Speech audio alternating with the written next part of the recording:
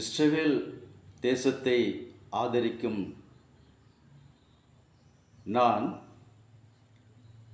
இயேசு கிறிஸ்துவின் எச்சரிக்கையின் சத்தம் சர்வதேச சுவிசேஷ ஊழியத்தின் ஸ்தாபகராகிய ரகுபதி டேவிட் அவர்கள் நான் தேசத்தை மிகவும் ஆதரிக்கிறேன் என்று சொல்லி இந்த அமைப்பு கூடாக நான் அதை விரும்புகிறேன்.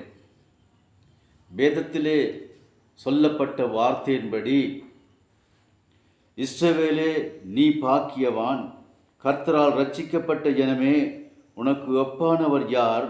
உனக்கு சகாயம் செய்யும் கேடகமும் உனக்கு மகிமை பொருந்திய பட்டியமும் அவரே. உன் சத்துருக்கள் உனக்கு இச்சகம் பேசி அடங்குவார்கள், அவர்கள் மேடுகளை நீ மிதிப்பாய் என்று உபாகமம் 33:29 வசனம் சொல்லுகிறதுபடி, இஸ்ரவேலை ஆண்டவர் பாக்கியவான் என்று சொல்லியிருக்கும்போது நாங்கள் அங்கீகரிக்காமல் இருக்க முடியுமா?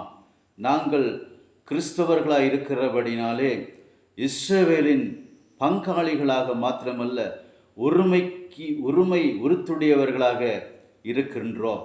ஆகவே இது கிறிஸ்தவர்கள் மேலே விழுந்த கடமை. இஸ்ரவேலை நாங்கள் நேசிக்க வேண்டும், இஸ்ரவேலுக்கு நாங்கள் ஒத்தாசைக்கரம் கொடுக்க வேண்டும் என்பது என்னுடைய ஆண்டவருடைய விருப்பம். அவை இஸ்ரவேலை ஆதரிக்கும் இந்த அமைப்போடு சேர்ந்து நானும் ஒருவனாக இந்த அமைப்பின் பங்காளியாக இருக்க கர்த்தருக்குள் நான் விரும்புகிறேன்.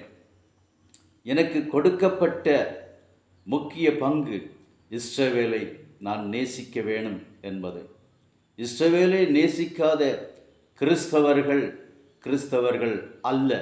ஆகவே தேவன் எங்களுக்கு கொடுத்த மிகவும் ஒரு ஆசீர்வாதமான பங்களிப்பு.